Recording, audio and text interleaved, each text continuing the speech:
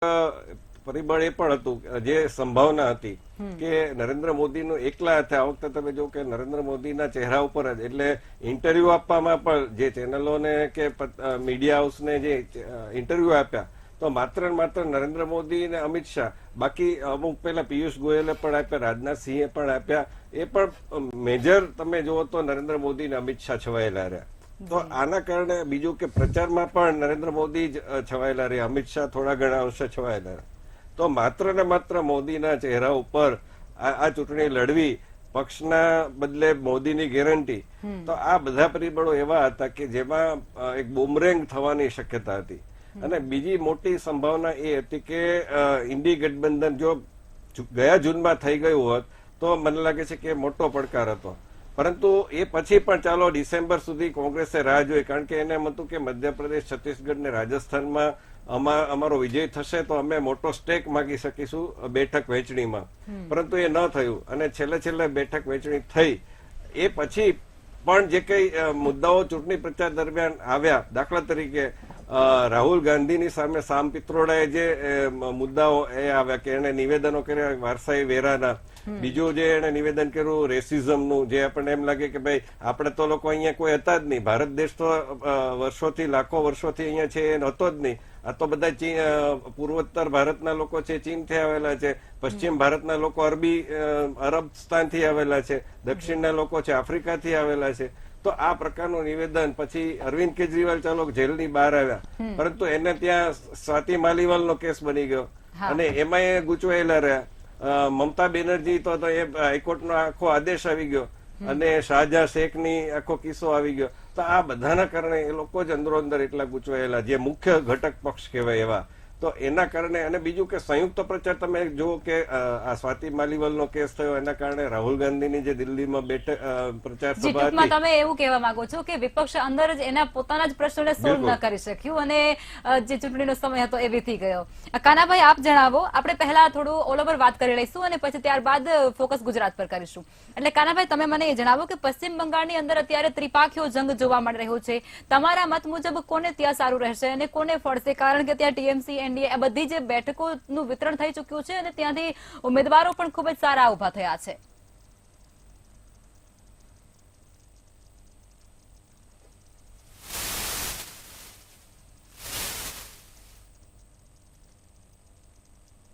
Technical ખામી છે. પ્રફુલભાઈ, તમે જવાબ આપી દો, પછી આપણે આગળ વધારીશું. પ્રશ્ન ફરી કર. પશ્ચિમ બંગાળની અંદર ત્રિપાંખીયો જંગ છે, ટીએમસી છે, એનડીએ છે, કોને ફળશે ત્યાંનું પરિણામ? ત્યાં ટીએમસી છે ને, જે મમતાનું જે ત્યાં વર્ચસ્વ છે, એ વર્ચસ્વ બહુ જ મોટું છે. ગયા જે 2019ની ચૂંટણી હતી ત્યારે બીજેપીને ત્યાં 18 બેઠકો મળી હતી અને આ વખતે બેઠકો વધશે એવું આશાવાદ ભાજપ સેવી રહ્યું છે. જ્યારે ત્યાંના જે સ્થાનિક લોકો એમ કહે છે કે ના, વધશે ને ઘટશે, 3 જેટલી બેઠકો ઘટશે એવું કેમ. પણ સંદેશ ખાલીને એ બધી જે ઘટનાઓ બની એને કારણે થોડા બેકફૂટ ઉપર એ ગયા હતા. અને ભાજપ છે એનું એક ચોક્કસ માઇક્રો મેનેજમેન્ટ હોય છે કે કઈ જગ્યાએ એની બેઠકો ઘટે છે તો એ બેઠકો બીજેથી કઈ રીતે સરભર કરવી એની ગોઠવણ એ પહેલાથી કરી લે છે. એટલે એમને ખબર હતી કે હિન્દી બેલ્ટની અંદર અમુક જગ્યાએ એમની બેઠકો ઘટે છે તો એ બેઠકો એમને ઓડિશા અને પશ્ચિમ બંગાળમાંથી મળે. દક્ષિણમાંથી માની લો કે કાલે જે ઓપિનિયન પોલ આવ્યા, એક્ઝિટ પોલ આવ્યા, એક્ઝિટ પોલમાં જે એમણે કહ્યું કે કેરળની અંદર એમને 2 થી 3 બેઠક મળે છે. આજે એક્ઝિટ પોલ સાચું પડે તો એ એમનો ફાયદો જ છે, કારણ કે ગયે વખતે 1 બેઠક હતી. એટલે જો સાઉથના રાજ્યોમાં પગ મૂકી શકે છે, તેલંગાણાનું પણ પિક્ચર સારું બતાવ્યું છે, કર્ણાટકનું બતાવ્યું છે. એટલે એ જ્યાં બેઠકો ઘટે ત્યાં બીજી બાજુથી વધારવાનો પ્રયત્ન કરતા હોય છે. એટલે બંગાળની અંદર આ વખતે બીજેપીએ સારી એવી મહેનત કરી છે અને એને એક આશાવાદ છે કે ના, અમે ગઈ વખતે 18 હતી એના કરતાં બેઠકો વધશે. પરંતુ મમતાનું જે નેટવર્ક છે ને એ બહુ જબરજસ્ત છે અને એટલા માટે એણે કોંગ્રેસ સાથે પણ સીટોની વહેંચણી એના બંગાળમાં ના કરી એણે. એટલે અમુક જગ્યાએ ત્રિપાખીયો જંગ હતો, પરંતુ એમાં મમતાનો હાથ ઊંચો રહેવાનો છે. બિલકુલ, ચોક્કસથી. એટલે પશ્ચિમ બંગાળની અંદર ભારતીય જનતા પાર્ટીને થોડુંક અઘરું પડવાનું છે, દક્ષિણના રાજ્યો છે તે મુજબ જ. એમ કાનાભાઈ, તમે એ જણાવો કે છેલ્લા 10 વર્ષથી ભારતીય જનતા પાર્ટીનો અહીંયા ગુજરાતની અંદર શાસન છે, બરોબર? તો એ જે જનતા છે તેને ન્યાય આપી શકે છે? એક રાજકીય વિશ્લેષક તરીકે તમે શું માનો છો? ગુજરાતમાં તો 10 વર્ષ, ગુજરાતમાં તો ઘણા વર્ષ થઈ ગયા. એટલે એ તો 10 વર્ષથી તો આપણે દેશમાં ભાજપનું શાસન છે, એટલે એનડીએનું શાસન છે, પણ આમ ભાજપને કહેવું પડે. ન્યાય આપવામાં તો કોઈ સરકાર ક્યારેય પૂરો ન્યાય આપી દે અને લોકોને સંતોષી દે એવું ક્યારેય બને નહીં. શાસક જે હોય એના પ્રત્યેની જે અપેક્ષાઓ છે પ્રજાની, એ હંમેશા વધતી જતી હોય છે. એ રાજા રામથી મળી અને કારણ કે રાજા રામ વખતે ધોબી એવું કે કોઈ નિવેદન કરે તો એ અસંતોષ છે એક પ્રકારનો. તો આવા અસંતોષ તો દરેક શાસક પ્રત્યે રહે. રાવણ સોનાની નગરી બનાવે તો એને પણ એના પ્રત્યે પણ અસંતોષ હોય. એટલે શાસક કોઈ પણ હોય એના પ્રત્યે અસંતોષ હોય. નરેન્દ્રભાઈએ કેન્દ્રમાં શાસન સંભાળ્યું અને આ 10 વર્ષ ત્યાં હવે ત્રીજી ટર્મ માટે તૈયાર થઈ રહ્યા છે. અને જો ઓપિનિયન પોલ સાચા હોય, મોટે ભાગે સાચા નથી, કારણ કે એ ભાજપ અને એનડીએ હારી જાય એવી કોઈ સ્થિતિ તો છે નહીં. એમણે જે શાસન આપ્યું છે એ શાસનને ગુજરાતની દ્રષ્ટિએ કહીએ તો હું એવું કહું છું કે એ સફળ શાસન છે. એટલા માટે સફળ શાસન છે કે ગુજરાતની અંદર રાજકીય રીતે સફળતા સૌથી વધુ એને મળી છે. 156 બેઠક તમે લઈ આવો વિધાનસભામાં, એથી મોટી સફળતા થઈ હોય. લોકોની બાબતમાં એને સુખાકારી કેટલી આપી છે. ગુજરાત હંમેશા એક સમૃદ્ધ રાજ્ય રહ્યું છે. શાસન કોઈ પણ ન હોય, શાસન રાજાઓનું હતું ત્યારે પણ ગુજરાત એકદમ સમૃદ્ધ હતું. એટલે તો લૂંટવા માટે વિદેશથી શાસનો થોડા આવતા હતા. અને શાસન જયારે લોકશાહીનું શાસન આવ્યું ત્યારથી ગુજરાત તો સમૃદ્ધ જ છે. ગુજરાતની સમૃદ્ધિ બીજાની આંખને પહોંચે એવી છે. પણ લોકોમાં જે સામાન્ય બાબતો હોય, ઘણી બધી એવી બાબતો છે કે લોકોને નથી પણ ગમતી. ભાવ વધારે મને એક છે આખા દેશની વસ્તુ છે, ગુજરાતની એકની વસ્તુ આપણે ન કહી શકીએ. બાકી ગુજરાતની અંદર તમે જુઓ તો રોડ રસ્તાઓ, બાકી બધી સુવિધાઓ એ ઘણી બધી સારી છે. એટલે એ મુદ્દાઓ આ વખતે ચૂંટણીમાં નહોતા. આ વખતે ચૂંટણીમાં ખરેખર ગુજરાતમાં તો કોઈ મુદ્દો જ નહોતો. ત્યારે તમે 156 બેઠક જીતા હો, પછી તમારી પાસે શું મુદ્દો હોય? પણ મુદ્દાઓ ઉભા છે. ચૂંટણી પછી ચૂંટણી જાહેર થયા પછી મુદ્દાઓ ઉભા થયા. સૌથી મોટો મુદ્દો ઉભો થયો રૂપાલાનો મુદ્દો, જે એક રાજકોટ બેઠક પૂરતો મર્યાદિત રહેવાને બદલે આખા રાજ્યમાં અને પછી રાજ્યની બહાર પણ ફેલાયો. અને રાજસ્થાન છે, ઉત્તર પ્રદેશ છે, ત્યાં પણ ઠાકોરોએ આ જ મુદ્દાને લઈને વિરોધ પણ થયો.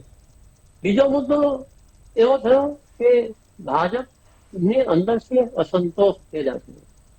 અમરેલી બેઠકમાં શરૂઆત થઈ, ત્યાં સાંપડિયાને જે ટિકિટ આપી એટલે એ મુદ્દો ત્યાંથી શરૂઆત થઈ અને એને અસંતોષને ઠારવા માટે બહુ ભયંકર પ્રયત્નો કરવા પડ્યા, પણ એ થયો નહીં. એ જ રીતે 2 બેઠકો બદલી નાખવામાં આવી અને બદલી નાખ્યા પછી પણ વિરોધ પાછો થાય. એટલે ભાજપનો આંતરિક અસંતોષ આ બહુ મોટો મુદ્દો બનીને ઉભો રહ્યો આ ચૂંટણીની અંદર. અને બીજો મુદ્દો રૂપાલાનો મુદ્દો, જેમાં સાવ મુદ્દાવિહીન ચૂંટણીને એકદમ રસપ્રદ બનાવી નાખી, એકદમ મુદ્દાવાળી બનાવી નાખી. અને ક્યાંય કોંગ્રેસ હતો જ નહીં, ત્યાં લડવા માટે હતો જ નહીં. એ કોંગ્રેસ ચિત્રમાં આવ્યું અને એ બે કારણ ભાજપના પોતાના કારણ છે, કોંગ્રેસને કોઈ નહીં. જી બિલકુલ, ચોક્કસથી.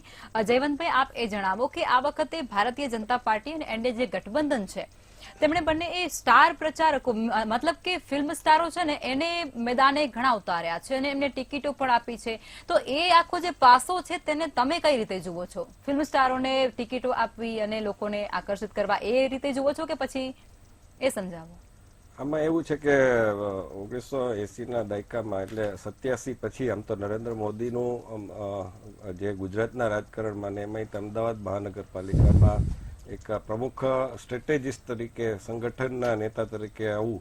અને પછી મને યાદ આવે છે કે દીપિકા ચીખલિયા એને ટિકિટ આપવામાં આવી, અરવિંદ ત્રિવેદીને ટિકિટ આપવામાં આવી, પછી મહેશ કનોડિયાને ટિકિટ આપવામાં આવી. તો એ વખતે ઇવન સંઘ કે ભાજપની અંદર પણ વિરોધ થયો હતો કે આ લોકોને ટિકિટ આપવાની આપણે શું જરૂર છે. પરંતુ એ સ્ટ્રેટેજી છે એ વખતે કામ કરી ગઈ, કારણ કે રામાયણ સિરિયલ એ વખતે ખૂબ જ લોકપ્રિય હતી.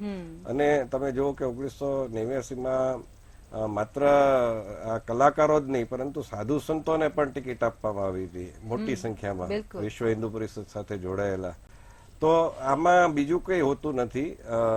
તમે ઓન ધ કોન્ટ્રરી યાદ કરો તો કોંગ્રેસમાં પણ 1984માં ઇન્દિરા ગાંધીની હત્યા થઈ હતી અને એની મોટા પાયે સહાનુભૂતિની લહેર હતી. તો એ સમયે કોઈ જરૂર નથી એમ તો કોંગ્રેસને, પણ એ પણ જેને ઇંગ્લિશમાં કહે નો સ્ટોન ઇઝ અનટર્ન્ડ, એટલે એને કોઈ એ પ્રકારની કચાશ રાખવી નહોતી. તો અમિતાભ બચ્ચન જે રાજીવ ગાંધીના મિત્ર હતા, પારિવારિક સંબંધ હતા ઇન્દિરાજી અને તેજી બચ્ચનના બધાના, તો અમિતાભ બચ્ચનને અલ્હાબાદથી ઉભા રાખવામાં આવ્યા, જે આજે પ્રયાગરાજ તરીકે ઓળખાય છે. તો એ જીત્યા પણ ખરા અને ટૂંક સમય માટે રાજકારણમાં પણ આવ્યા. તો રાજેશ ખન્ના અને અડવાણીજી સામે ઉભા રાખવામાં આવેલા અને એના પ્રચારમાં જયવંતભાઈ, સાઉથમાં તો આનો ક્રેઝ જ છે મોટો. એ તો આખો કલ્ટ છે, સંપ્રદાય છે અને એ લોકો પાછા સફળ રાજકારણી પણ છે. જયલલિતા માંડીને બધા. હા, એમજી રામચંદ્રન ચાલુ થયું.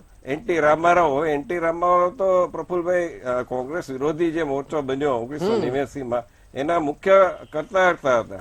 કારણ કે આંધ્રપ્રદેશમાં એમની સરકારને કોંગ્રેસે ઉથલાવી નાખેલી ઇન્દિરા ગાંધીએ.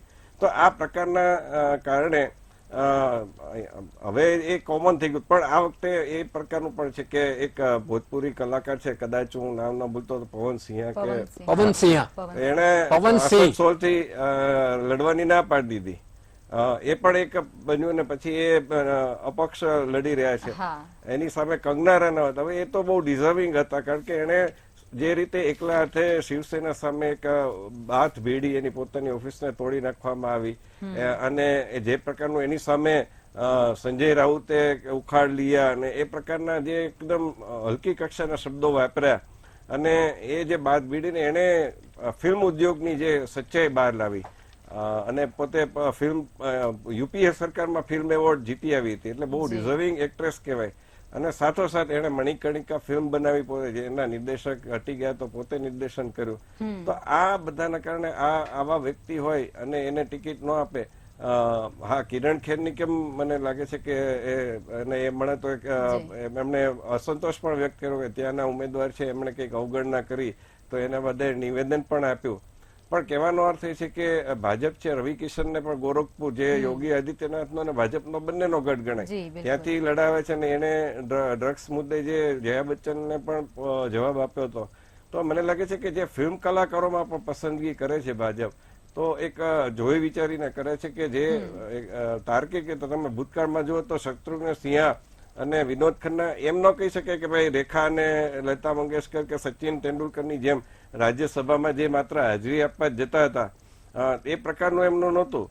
એ પોતે સક્રિય રીતે રાજકારણી તરીકે હંમેશા, અત્યારે પણ શત્રુઘ્ન સિંહ તો લડી જ રહ્યા છે, એમની ખબર પડશે, પરંતુ એ પ્રધાન પણ બનેલા, એને વિનોદ ખન્ના.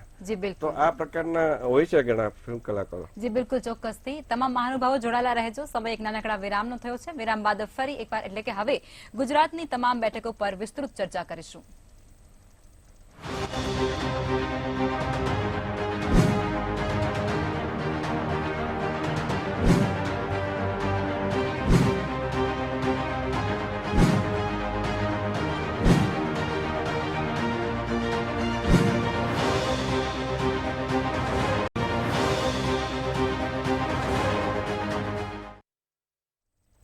તો વિરામ બાદ ફરીથી આપનું સ્વાગત છે અને તમામ મહાનુભાવો આપણી સાથે જોડાયેલા છે અને હવે આપણે રાજ્યની અંદરની જે બેઠકો છે, 25 બેઠકો, તેના પર એનાલિસિસ કરીશું અને તેની અત્યારની પરિસ્થિતિ અને એક્ઝિટ પોલ શું કહી રહ્યા છે તેના વિશે આપણે વિસ્તૃત ચર્ચા કરીશું. કાનાભાઈ, આપે જણાવો કે એક્ઝિટ પોલ આવી ચૂક્યા છે અને ત્યારબાદ અમુક એક્ઝિટ પોલ એવું કહી રહ્યા છે કે 26માંથી 26, પરંતુ 0 થી 1 એટલે કે 1 જેટલી સીટ છે ને ક્યારેક ઇન્ડિયા ગઠબંધનને ફાળે જઈ શકે છે. તમને શું લાગે છે અને એ લટકતી તલવાર ભાજપ પરની કઈ બેઠક હોઈ શકે? આમાં એવું છે કે એ હજી તો બતાવવી જોઈએ કે બતાવે છે. આમ તો 26 જીતી જવાની પૂરી સંભાવના છે. છતાંય જો આપણે ગણવી જ હોય કે ભાઈ કઈ બેઠક થાય તો 2-4 બેઠકના નામ લઈ શકાય. એક તો ભરૂચ છે, ચૈત્ર વસાવાવાળી, કેનીબેન ઠાકોરવાળી બનાસકાંઠાની બેઠક છે. એના સિવાય આણંદની બેઠક થોડી નબળી છે અને એના સિવાય જો તમે સૌરાષ્ટ્રમાં જુઓ તો થોડા ઘણા અંશે માત્ર એક જામનગરની બેઠક છે, થોડી નબળી છે. અંગ્રેજી થોડું આમ કહેવાય, પણ એ હારવા માટેના બેઠક આ બધી એમાં હારી જશે એવું ન કહેવાય. એવું થયું છે કે જે પહેલી મેં બે બેઠક કીધી, ગેનીબેન અને ચૈતર વસાવા, આ બે બેઠકમાં તો ઉમેદવાર કોંગ્રેસના મજબૂત, કોંગ્રેસ અને આપના મજબૂત છે, અને ઉમેદવારના પોતાના નામ મોટા છે એટલે આપણે એમાં ટફ ફાઇટ છે એવું આપણે કહેવું પડે. બાકીના પેલામાં તો શું સાયોજિક ફાયદો થયો છે કોંગ્રેસને એકતા માટે. તો તમને જામનગરનું ઉદાહરણ આપું કે જામનગરની અંદર આમ પૂનમબેન માળમને હરાવવા એ કોંગ્રેસની કોઈ તાકાત નથી, કોઈ સંભાવના જ નથી. પણ છતાં ત્યાં ક્ષત્રિય મતદારોની સંખ્યાને જોતા અને જે રીતે અહીંયા ક્ષત્રિય આંદોલન ચાલ્યું અને બીજા જ્ઞાતિઓએ એમને સમર્થન આપ્યું, એને જોતા એમ લાગ્યું કે આ જે લીડ છે બેનની 2,37,000ની લીડ, એ લીડ તૂટી જાય અને એ બેઠક કદાચ બહુ ઊંધું થતું થાય, સતવારા મતો ઊંધા થતા થાય તો એનું નુકસાન જાય.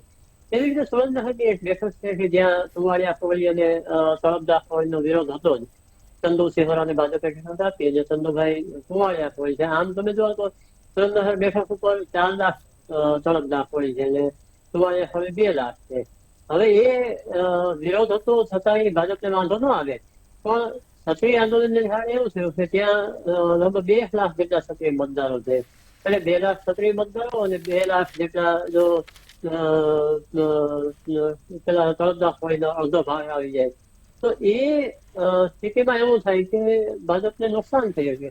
એટલે આ જે સ્થિતિ છે ને એ સ્થિતિ સાયન્ટિફિક જે રૂપાલા નિવેદન છે અથવા તો એ રીતે અંદર અંદર ભાજપના વિરોધને કારણે પેદા થઈ. બાકી તમે જોવા જાવ તો 156 બેઠક જયારે વિધાનસભામાં મેળવી પછી કોઈને એવી ધારણા જ નહોતી. એટલે જ તમે જોજો કે જયારે અહીંયા ચૂંટણી જાહેરાત થઈ એ પહેલાથી CR પાટીલે એવું કહેવાની શરૂઆત કરી હતી કે ગુજરાતમાં બધી જ બેઠકો ઉપર 5 લાખથી વધુ લીડ મેળવવી. આ એનો કોન્ફિડન્સ હતો, જીતી તો જવાનું જ છીએ, 1-2 લાખથી જીતવું એટલે જીતવું થોડું કહેવાય. એટલે અમે 5 લાખ બેઠક જે મતનું એક ટાર્ગેટ આપ્યું અને બધે જ 5 લાખ માટેની તૈયારીઓ કરી. એના માટે વિધાનસભ્યોને, સંસદ સભ્યોને અને બીજા ચૂંટાયેલા જે પ્રતિનિધિઓ હોય એ બધાને ટાર્ગેટ આપ્યા અને એવું લાગતું શરૂઆત એવી રાખી હતી, કારણ કે ભાજપ તો શરૂઆત વહેલી કરે, ચૂંટણી એના પહેલા કરી દે. શરૂઆત એવી રાખી હતી કે આમાં કોંગ્રેસે ક્યાંય ત્રાસ જ નથી. કોંગ્રેસ પાસે ન તો પૈસા હતા, અગાઉ પ્રફુલભાઈ કહ્યું એ પ્રમાણે એની પાસે નાણાં તો હતા જ નહીં લડવા માટે. એટલે એ સ્થિતિમાં વન સાઇડેડ આખો એક આપણને લાગતું હતું કે આ બધું વન સાઇડેડ છે. એ વન સાઇડેડ ન રહ્યું.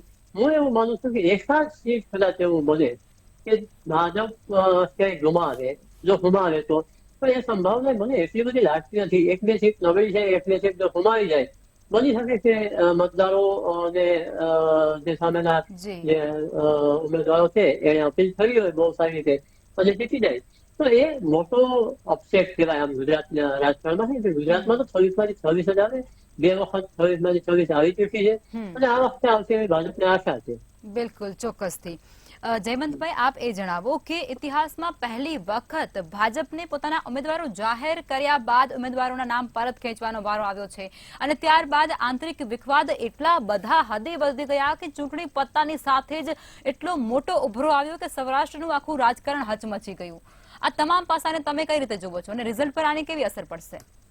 હું તો એને એટલે એક પત્રકાર તરીકે બહુ સ્વસ્થ નિશાની જોઉં છું, કારણ કે આ ન થયું હોત ને તો પ્રશ્ન થાય કે ભાઈ તમારો આત્મા ક્યાં ગયો. આજે કોંગ્રેસના નેતાઓ, હવે તમે 156 બેઠક આવી ગઈ, ત્યાં સુધી 2017માં બરોબર હતું, તમારી પાસે 99 બેઠક હતી અને તમારે એક મોમેન્ટમ કરવું હતું. એ વખતે પણ 17 ધારાસભ્યો છે કોંગ્રેસમાંથી નીકળ્યા, બળવંતસિંહ રાજપૂત, શંકરસિંહ વાઘેલા, તેજસ્વીબેન પટેલ ને ઘણા બધા નામો લઈ શકાય 17 ધારાસભ્યોના. એ બરાબર છે, ચાલો ત્યાં સુધી માન્યું. પણ તમે પછી 2022માં 156 મળી ગયા પછી પણ તમે સતત બધાને આવકાર્ય જ રાખો તો એ અને એમાં કોઈ પેલું નથી ને, બધાને પાછા માથા ઉપર બેસાડી દો.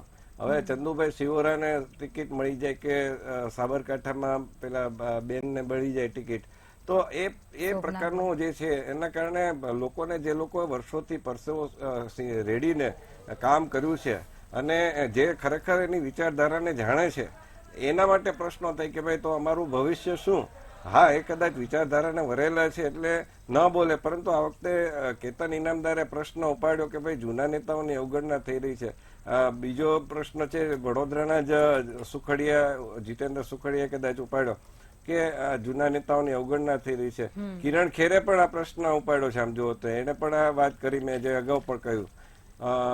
બીજી બાજુ અમરેલીમાં ભરતભાઈ કાનાબારે પણ પ્રશ્ન ઉપાડ્યો. તો આ પ્રકારનું જે સતત થઈ રહ્યું છે અત્યારે, નો ડાઉટ એટલું બધું વાવાઝોડું છે ને, અને સામે પક્ષે કોઈ છે નહીં. જે મુદ્દાઓ છે હવે આમાં સવાયા રાષ્ટ્રવાદી થવાના બદલે કોંગ્રેસ છે એના તમે જુઓ તો બધા મુદ્દા, હવે રેવંત રેડ્ડી છે બાલાકોટ એર સ્ટ્રાઇક ઉપર પ્રશ્ન ઉઠાવે તો સ્વાભાવિક છે કે લોકો એમ જ વિચારવાના, કારણ કે જે લોકો સુધી તો બધા જ સમાચાર પહોંચી રહ્યા છે. એ લોકો તો સોશિયલ મીડિયા ઉપર સતત રીલ ને યુટ્યુબના શોર્ટ જોવે તો એને બધા મુદ્દા મળવાના જ છે, અથવા તો આપણા મીડિયામાં પણ ઘણા બધા મુદ્દા મળતા હોય છે. 100 સમાચાર એક જ મિનિટમાં આપણે આપી દેતા હોઈએ છીએ. તો એના કારણે લોકોને પ્રશ્ન થઈ છે કે અમારે રાષ્ટ્રવાદી વિકલ્પ જોઈએ છે. જે ઇન્દિરા ગાંધીના સમયે પણ આ જ પ્રશ્ન હતો કે સવાયા રાષ્ટ્રવાદી કોણ. બાકી અટલ બિહારી વાજપેયી ને બધા હતા જ, પરંતુ એની એક બ્રાન્ડિંગ એવું થઈ ગયું હતું. ઇન્દિરા ગાંધી એમ કહેતા હતા કે મારી વિરુદ્ધના જેટલા પણ લોકો છે ISI એજન્ટ છે અથવા તો CIA એજન્ટ છે. એ વખતે CIA એજન્ટ કહેવાની ફેશન હતી.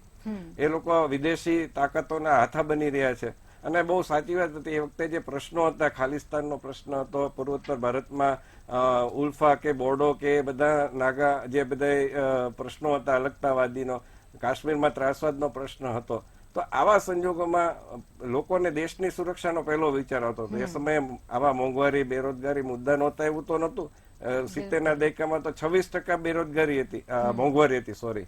તો એ બધા છતાંય તે લોકો મત એમને આપતા હતા, કારણ કે એમને ઇન્દિરા ગાંધી અને કોંગ્રેસમાં એક લાગતું હતું કે આ દેશને સાચી રીતે, કારણ કે તમે જો 1983માં જે આપણો દેશ છે એના રાકેશ શર્મા અંતરિક્ષમાં ગયા અને ત્યાંથી એમણે કહ્યું કે સારે જહાં સે અચ્છા હિન્દુસ્તાન હમારા, કે ભારત કેવું લાગે છે, ઇન્દિરાજીએ પૂછ્યું તો એમણે આ જવાબ આપ્યો હતો.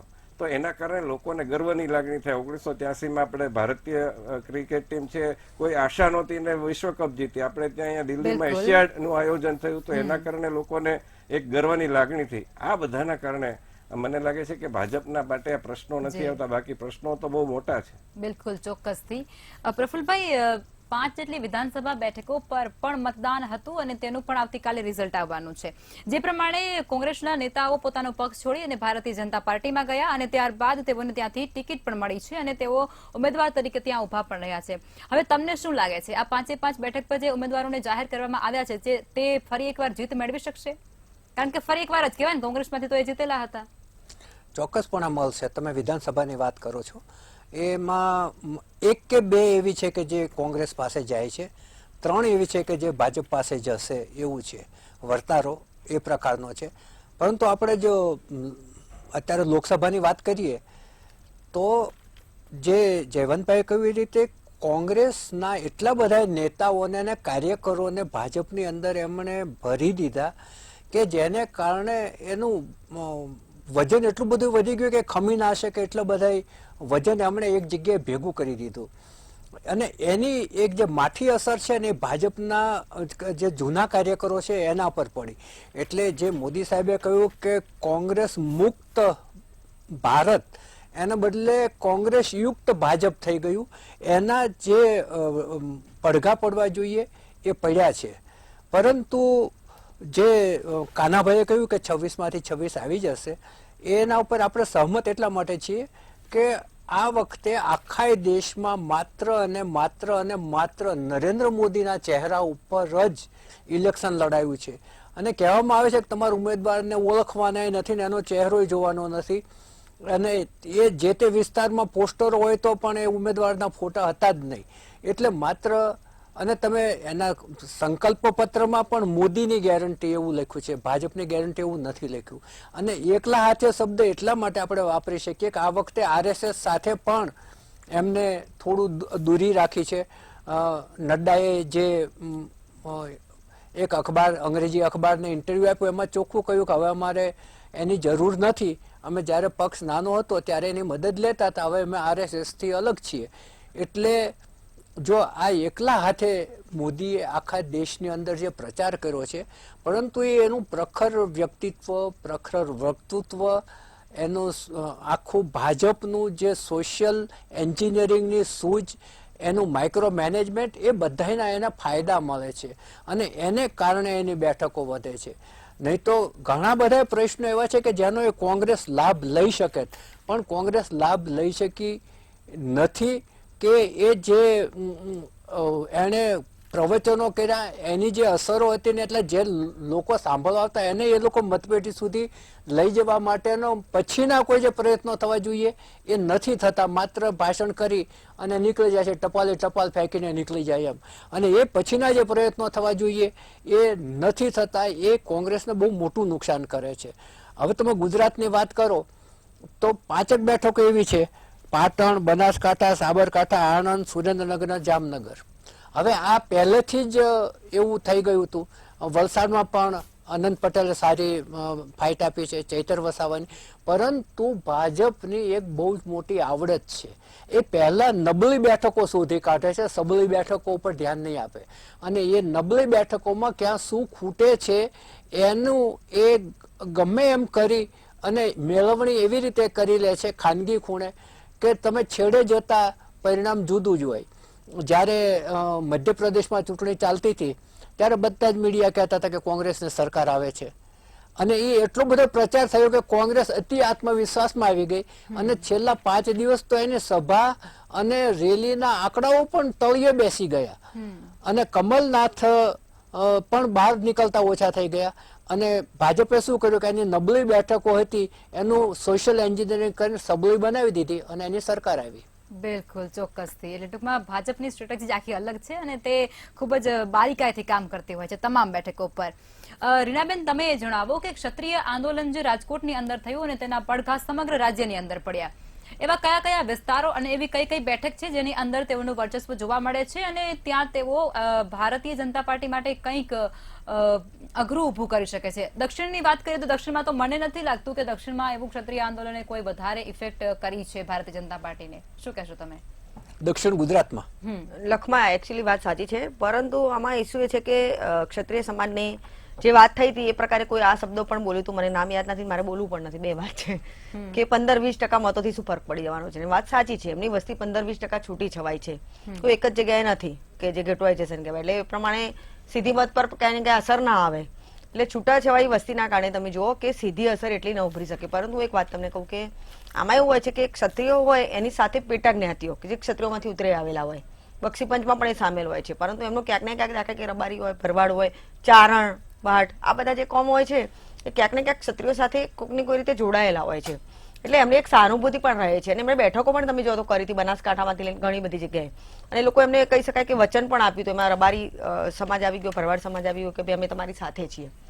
એટલે આ સમાજે બની શકે કે બીજેપી વિરુદ્ધ મતદાન કર્યું હોય એવી સંભાવના પૂરી છે.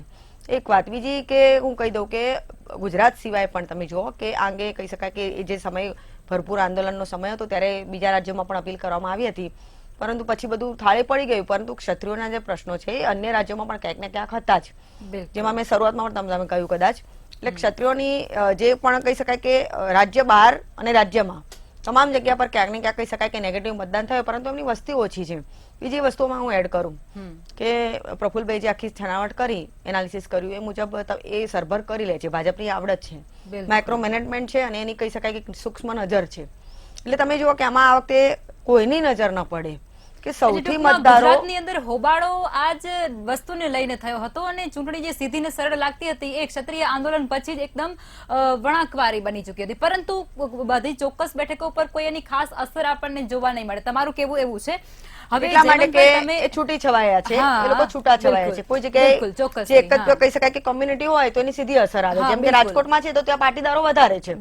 એટલે પાટીદારો વધારે હોવાના કારણે કહી શકાય કે ક્ષત્રિયોના જે મતો હોય એ કપાય તો પણ તમે જોયો કે સરભર થઈ જતા હોય છે. બહુ પેલું એટલું બધું કોઈ ફરક ના પડી શકે. પરંતુ હું એક લખવા એક હજી એડ કરું છું આમાં કે ખરેખર કે સૌથી મોટી વાત આમાં હોય તો ઇલેક્શનમાં તમે જુઓ કે મોદીજી માટે સૌથી વધુ મોટો મતદાર જે વર્ગ જે આમાં ઉભો થયો એ તમે જુઓ કે વુમન પાવર કે જે ખરેખર કોઈના ધ્યાનમાં જ નહોતું આવ્યું. તમે જુઓ કે આપણે ધાર્મિક કે જાતિ જ્ઞાતિના વાડામાં પડ્યા રહીએ છીએ અસલમાં, પરંતુ સૌથી 50% સીધી વાત કરીએ તો સમાજના બે જે ભાગ કહેવાય કે પુરુષ ને સ્ત્રી, તો સ્ત્રીઓનો જે મૂવન પાવર છે એ તમે જુઓ કે સૌથી મોટો કહી શકાય કે 48 થી 49 સીધો મતદાતા કહેવાય. ચોક્કસથી. એમાંથી 49% જેટલા મતો સીધા એમના ફાળે ગયા છે, એટલે એ મોટો ફાયદો છે. બિલકુલ બિલકુલ. હવે જયવંતભાઈ, તમે મને એ જણાવો કે બનાસકાંઠાની બેઠક જે ખૂબ જ રસપ્રદ અને ખૂબ જ ચર્ચામાં આખરે સુધી રહી છે અને ત્યાં ગેનીબેન ઠાકોર અને રેખાબેન ચૌધરી વચ્ચે જંગ હતું. ગેનીબેન ઠાકોર ત્યાંની ખૂબ જ સારું પ્રભુત્વ ધરાવે છે, રેખાબેન એકદમ નવા ચહેરા તરીકે છે, પરંતુ ગમે તે જીતે બનાસકાંઠાને પહેલી વખત એક મહિલા સાંસદ મળવાના છે, શું કહેશો? ના, તો ખૂબ સારી વાત કહેવાય. મહિલાઓની જે ભાગીદારી વધી રહી છે અને બનાસકાંઠામાં તો બનાસ ડેરીમાં પણ પશુપાલકોમાં અને ત્યાંની જે એને આટલું બધું પ્રગતિ થઈ રહી અને બીજા રાજ્યોમાં પણ મને લાગે છે ઉત્તર પ્રદેશમાં પણ એના પ્લાન્ટનું ઉદ્ઘાટન થયું. તો એમાં મોદીજીએ જ કર્યું. હા, તો એમાં મહિલાઓની ખૂબ મોટી હિસ્સેદારી રહી છે, અમૂલમાં પણ રહી છે અને એનો આખો કાર્યક્રમ કર્યો. તો તમે જો કે નરેન્દ્ર મોદી એનો કઈ રીતે ઉપયોગ કરે છે, જે રીનાબેને વાત કરી ને મહિલાઓની, હવે એક નવું સમીકરણ, પેલા જે MY કહેતા હતા ઉત્તર પ્રદેશમાં અખિલેશ યાદવ માટે કે મુસ્લિમ અને યાદવ, હવે નરેન્દ્ર મોદી એક નવું સમીકરણ કર્યું છે. એ કદાચ કોઈના ધ્યાનમાં નહીં હોય. મહિલાનો M, એનો આદિવાસીનો A અને Y એટલે યુથ. આ જે મોટું એક સમીકરણ છે જેના કારણે મધ્યપ્રદેશ, રાજસ્થાન, છત્તીસગઢમાં હારતા હારતા ભાજપ જીતી ગયો સારી રીતે.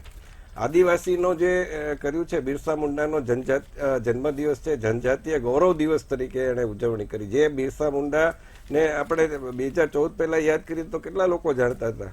એમણે આ વાત પહોંચાડી કે એ સ્વતંત્રતા સંગ્રામમાં આદિવાસીઓ પણ લડે હતા. અહીંયા માનગઢમાં હોય કે પછી ત્યાં બિરસા મુંડા હોય.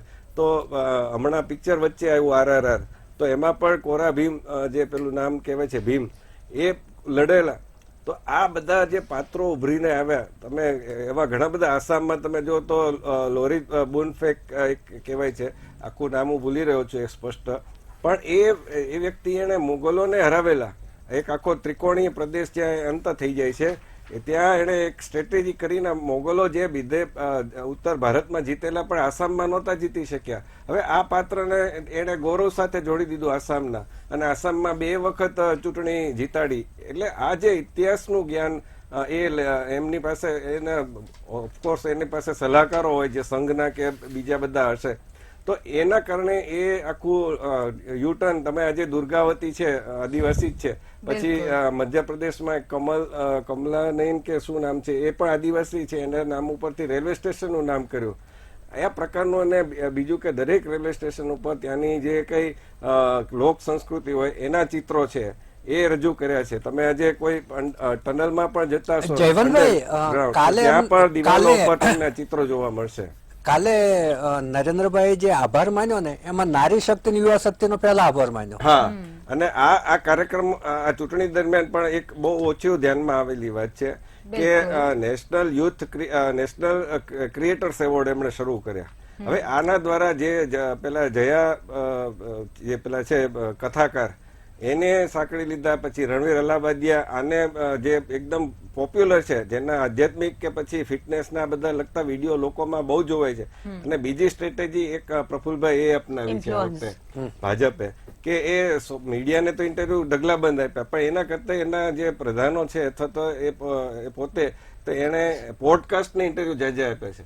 રણવીર અલાહાબાદિયાને ઇન્ટરવ્યુ આપ્યા છે, નીતિન ગડકરીએ આપ્યા છે. આ એક બહુ મોટી ચૂંટણી જે થઈ છે એની અંદર મહિલાઓ પર વિશેષ ધ્યાન આપવામાં આવે છે. ચોક્કસ, બિલકુલ થી.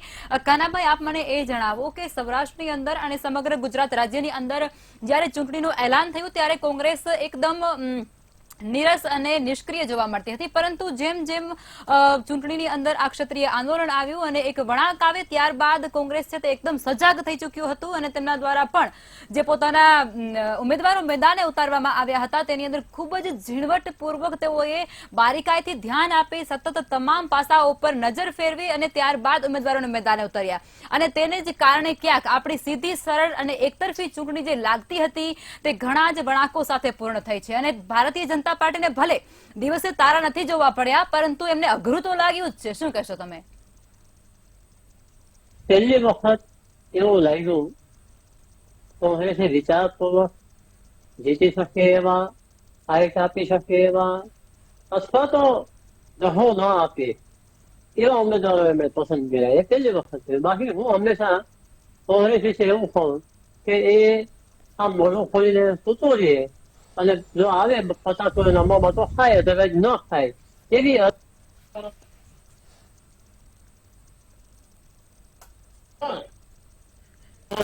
કોઈ વસ્તુ પોતાની મેળે કરેલી આ ઉપર ટિકિટ આપવાની બાબતમાં પણ એના બહુ મોટા બભાડાઓ હોય, વિરોધો થાય, બધું થાય. આ વખતે કોંગ્રેસ છે કારણ કે એવા જ લોકો કોંગ્રેસમાં હવે રહ્યા કે જે લોકોને કોંગ્રેસમાં કંઈક લડવું છે, જે લોકોને પક્ષ માટે કંઈક છે અથવા તો પોતાને આગળ વધવું છે એવા લોકો રહ્યા છે.